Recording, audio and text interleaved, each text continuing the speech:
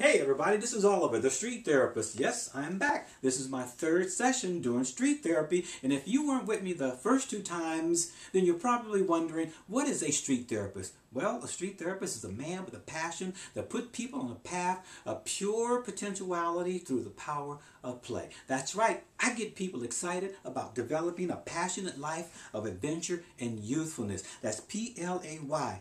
I get people excited about participating in activities that are fun, exciting, and challenging. And you're probably wondering, well, why the streets? Well, the streets are where we experience the greatest influence on our minds and our bodies and our spirits. And we have to become aware of the one thing that science and technology is not addressing. The streets are what shapes us, and we have to be aware of that. So I'm going to pump you up and inspire you through choice cuts of inspiration on my sessions here so that you can achieve a level of health that goes far beyond the absence of an illness. And a little bit more about me. I'm a 63-year young man. I do 3 cartwheels a day. I'm a hula hoop champion. I do Mount Whitney once a year, and I have more moves than a record has grooves, which goes to prove movement is improvement and stillness is illness. Ladies and gentlemen, we can eradicate disease just by living at ease. And what better way to do that than through the power of play? So my last session was about the power of play. The word out on the street today is food. So we're going to give you this poem that reflects the essence of life, and all my poems do that. That's going to help you become more aware of why we are not living our lives to its highest human potential. So it's called Foods for Life, and it goes like this. It's often said we are what we eat, to give life and vitality to assure we're complete. Foods for life are bursting with energy, bringing the best to our health and centered on synergy. Which foods give life and nourish our needs? Are they grown from trees or what farmers breed? Blessed art thou who was placed in his venue to feast your true feel on God's given menu. He said, eat from the garden anything you please, but never from that tree, for it belongs to a sleaze. Your body is your castle you should always respect. Don't denigrate its value through lust and neglect. Foods that give life contain elements for health. Fast foods, however, desecrate your true wealth. Devouring dead foods just to satisfy your taste robs your whole body of its spark, form, and grace. Well, what are dead food and why aren't they essential?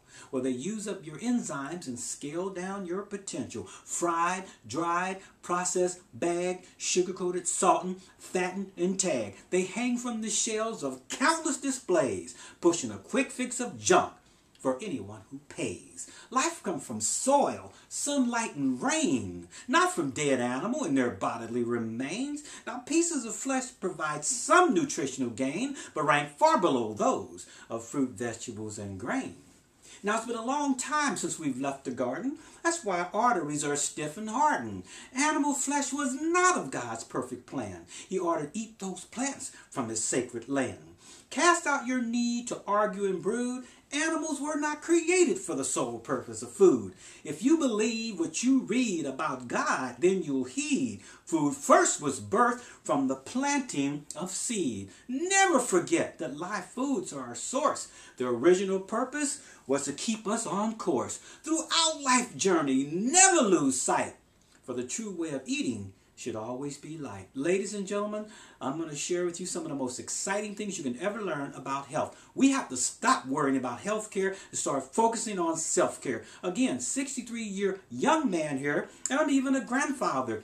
I'll even go further than that. I am a great-grandfather. Look at me. This works. We have got to turn these things around and start living according to our design so we can get closer to the divine. So the next time there's going to be another word out on the street. And always remember, the streets can be delightful or frightful. I want you to experience the delightful part, and I'm going to give it to you. I want you to be a part of street therapy because this is a gap that science and technology is not addressing. You can contact me. I need your support, and let's make it work. Let's work together as collaborators in creation and make a difference in this world for positive social change.